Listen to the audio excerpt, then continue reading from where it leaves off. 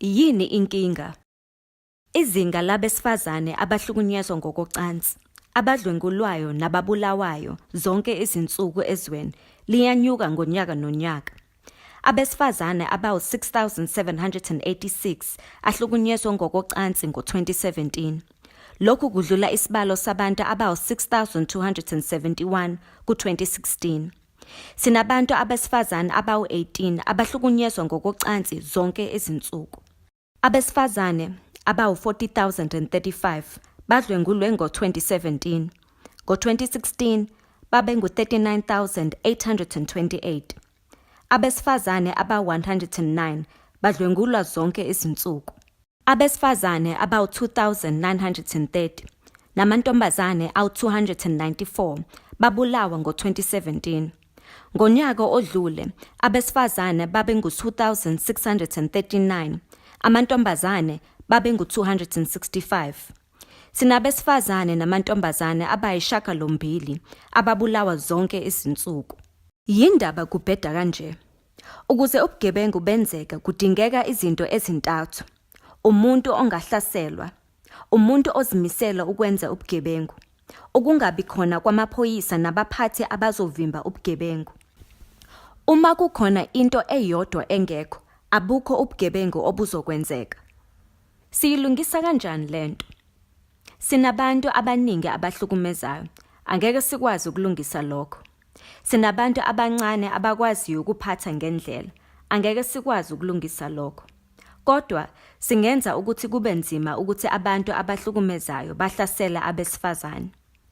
Ngomhla ka-15 September 2018, amadoda ayisithupha azama ukubamba inkunzi umfundisi wokushayela owesifazane ePinetown.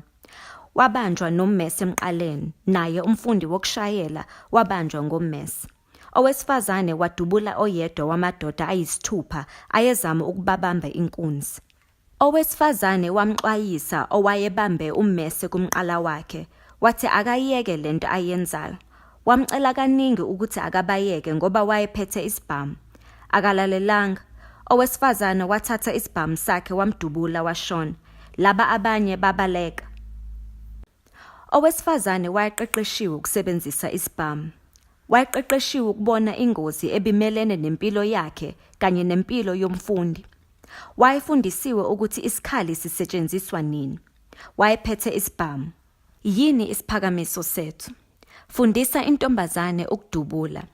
Wonke amantombazane afunda ezikoleni zamazinga aphezulu kumele aqeqeshwe ukuzivikela ngesikhali kanye nokudubula. Wonke amantombazane aphumelela ukuqeda lezi mfundo kumele athole izitifiketi zokusebenzisa izibhamu ngendlela ephephile, anikwe amalayisensi. Uma sebebadala, laba abakhethayo bangathola izibhamu ezisemthethweni zokuzivikela. Yindaba lento izosebenza. Izigebengu angeke zazi ukuthi owesifazane abamhlaselayo uphethe isikhali.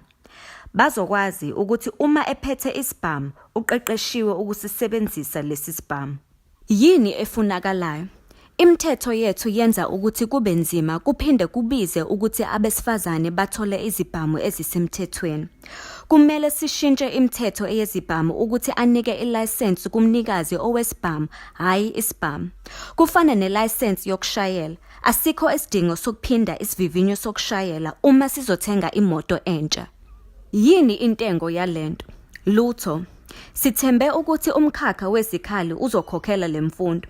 Noma ngabe amaphesenti 5 wamantombazane kuphela akwazi ukuthola izibhamu uma sebebadala, umkhakha wezibhamu uzokwazi ukuthola imali yabo. Izigebengu angeke zazi ukuthi owesifazane abamhlaselayo uyingxenye yamaphesenti 5. Kunenzuzo ukwenza yonke lento. Lokhu kwasiza umfundisi wokushayela nomfundi. Mhlambe kungasindisa indodakazi yakho, umama wakho noma wena. Wena sitshele inkinga, thina sizokutshela ukuthi ulungise kanjani.